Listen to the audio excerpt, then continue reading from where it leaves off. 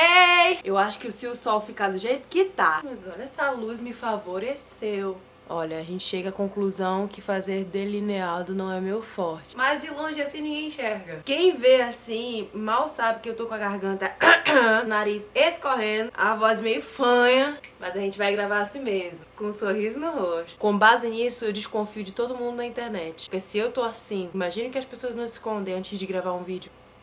Eu decidi começar a gravar uma série de vídeos no YouTube por conta de coisas que eu comecei a estudar pra aplicar em mim. Quero deixar bem claro que nada disso aqui foi pensado pra postar no YouTube. Eu estudei conteúdos e eu disse, nossa, isso é legal, será que mais alguém gostaria de aprender mais sobre isso? Eu também quero deixar bem claro que todo conhecimento que eu compartilhar aqui não é uma verdade absoluta e eu não estou defendendo tese. São coisas que eu estou aprendendo ao longo do tempo. Eu posso futuramente, mais à frente, gravar um vídeo contestando coisas que eu estou falando nesse vídeo. É totalmente possível, porque a vida é assim, né? Vivendo e aprendendo. E na tentativa de eu não fugir da minha linha de raciocínio, eu tentei escrever um roteiro. Será que eu falo demais?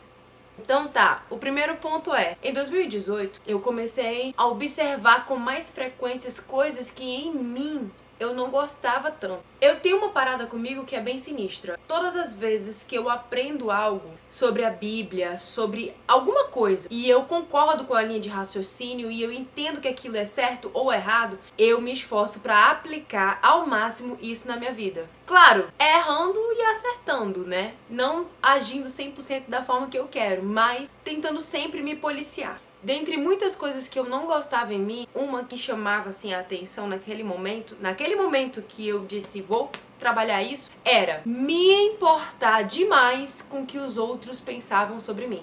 Eu odiava que as pessoas tivessem tanto poder sobre mim, sabe? Ao ponto de eu ficar ou com muita raiva ou muito triste. E foi por causa dessa sensação, desse sentimento que eu fui e disse, não, vou fazer alguma coisa a respeito disso. Eu não quero envelhecer dependendo emocionalmente, sei lá, dos outros, sabe? Uma informação importante. Eu não fui uma criança fácil e nem uma adolescente fácil de lidar. Então, eu envelheci e muitas pessoas carregam a ideia de quando eu era criança e adolescente até os dias de hoje.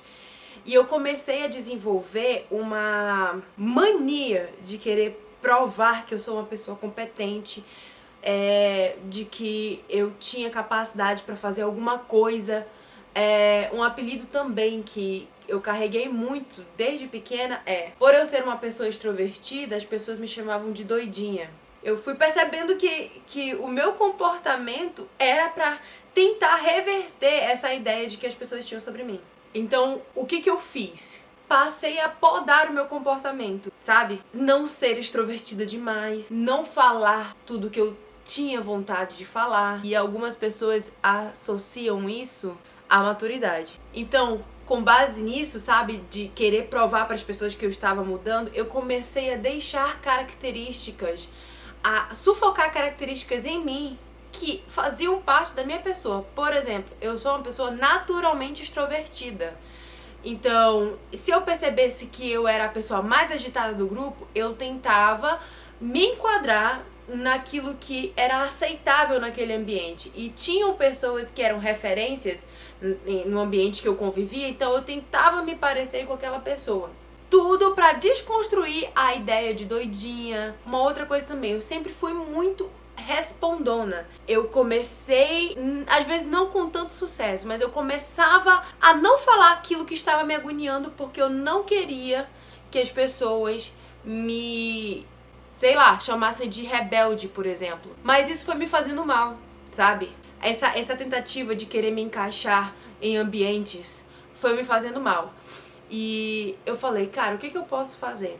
Por conta dos meus comportamentos anteriores, eu não tive tantos amigos e colhi consequências desagradáveis. Mas os amigos que ficaram me ajudaram muito. E eles foram as pessoas que mais me incentivaram a ler, a estudar, fazer cursos, palestras, para que eu pudesse entender mais sobre autoconhecimento, inteligência emocional. Então, de lá pra cá, eu comecei a estudar sobre isso e eu descobri uma coisa sobre mim. Eu queria ser validada pelas pessoas. Eu queria ser enxergada pelas pessoas. Eu vivia querendo chamar a atenção. Então, se era pra fazer alguma programação na igreja, por exemplo, eu às vezes até me sobrecarregava. Eu tentava fazer o máximo pra dizer, eu tô aqui, e não viver à sombra de alguém, entendeu? E isso não é nem questão de vaidade, de querer me achar, não. Era uma criança dentro de mim, uma criança ferida dentro de mim, que queria a validação de algo, sei lá,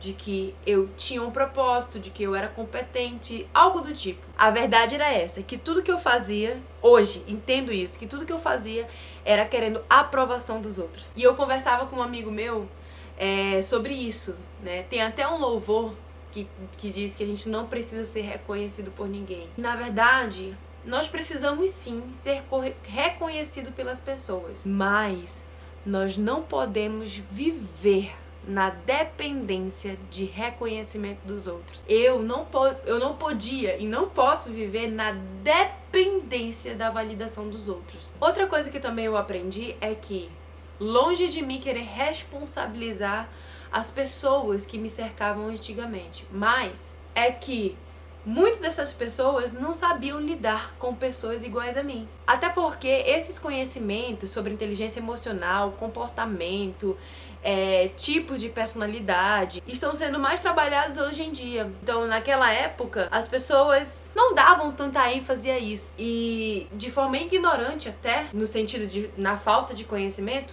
tratavam assuntos como esse como sendo besteira, infantilidade, birra, qualquer dessas coisas. E não é. Mas teve um livro que eu acho que foi um dos primeiros que virou uma chave na minha cabeça, é O Poder da Ação, do Paulo Vieira. Gente, ganhei em um sorteio. Teve um capítulo que me chamou muito a atenção, que é a autorresponsabilidade. Eu entendi que eu não podia mudar nada do passado. Entendi que eu não podia mudar nada nas pessoas. E o que eu podia fazer é, o que eu posso trabalhar em mim para que eu viva o eu que Deus quis que eu vivesse. Para que eu viva da melhor forma o que Deus quer que eu viva. Sério, esse capítulo desse livro mexeu muito comigo. Eu entendi que eu não tenho controle sobre como algumas situações vão chegar a mim. Por exemplo, se alguém me der um soco na cara, não é questão minha que eu escolhi isso. Eu não escolhi levar um soco na cara. Mas o próximo passo, a minha reação,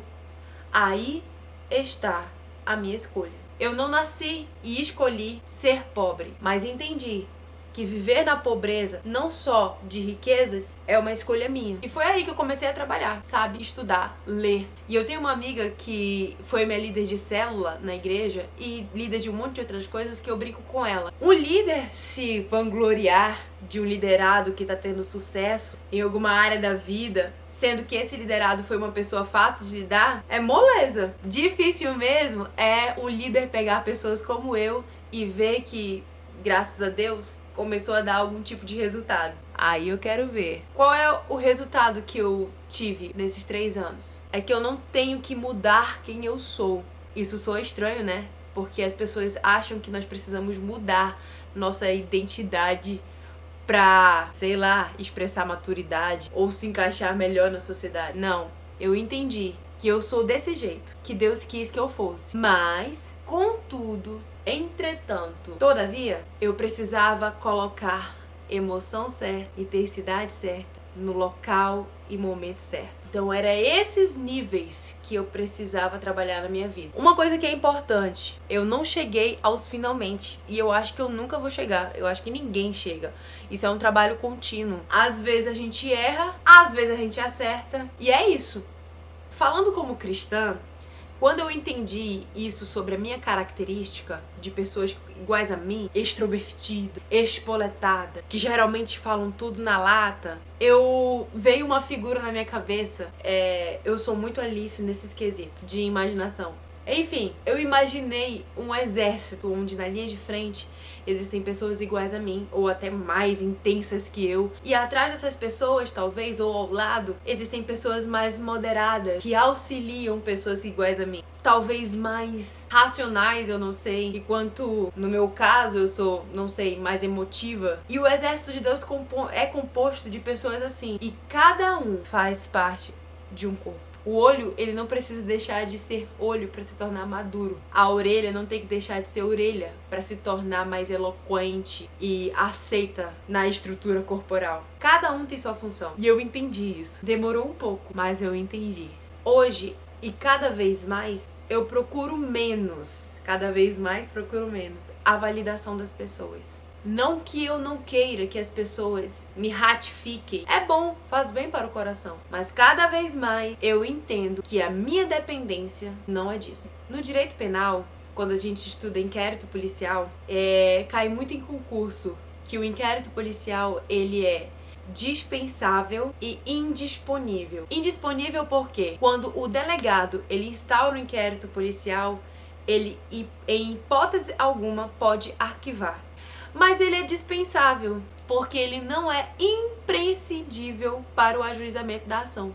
Não é condição necessária para o ajuizamento da ação. E a validação, na minha cabeça, né? E a validação é isso. Num casamento, ou quando eu decido ser mãe, me proponho a algo, a validação é indisponível. Eu assumi um compromisso de ser o suporte do meu marido, a auxiliadora do meu marido e fazer com que ele alcance outros lugares. Eu estou lá, eu fiz uma aliança para isso. Então, eu não posso dispor desse voto, eu não posso abrir mão disso. Entende? Claro, com base ali, né, no cristianismo, com base ali na aliança, né? Perante Deus e perante os homens. A mesma coisa é ser mãe. A partir do momento que eu me disponho a ser mãe, é meio que uma responsabilidade minha. Então, é indisponível. Porém, ainda que a mãe esqueça do seu filho, lembra? Ela não é indispensável. Isso quer dizer que a validação do meu esposo, a validação da minha mãe e do meu pai, ela não é indispensável para aquela validação que Deus já deu a mim. Não é condição necessária. É importante, mas não é condição necessária para que venha ratificar aquilo que Deus já falou sobre mim. Hoje eu entendo isso. Eu quero muito, cada vez mais, permitir ser moldada para que os propósitos que Deus designou para mim possam ser cumpridos na excelência, para que eu possa servir melhor. Então é isso. Eu espero que vocês tenham gostado. Lembrando, eu estudei isso pra mim, eu estou trabalhando isso em mim. E se servir pra você, se você entendeu o que estou aqui compartilhando, é isso, me abraça aqui, dá um cheiro lindo, maravilhoso, tá bom? Se inscreve aí no canal, tá? Dê um like se fizer sentido, né? E é isso, eu não sei como finalizar um vídeo. Tchau!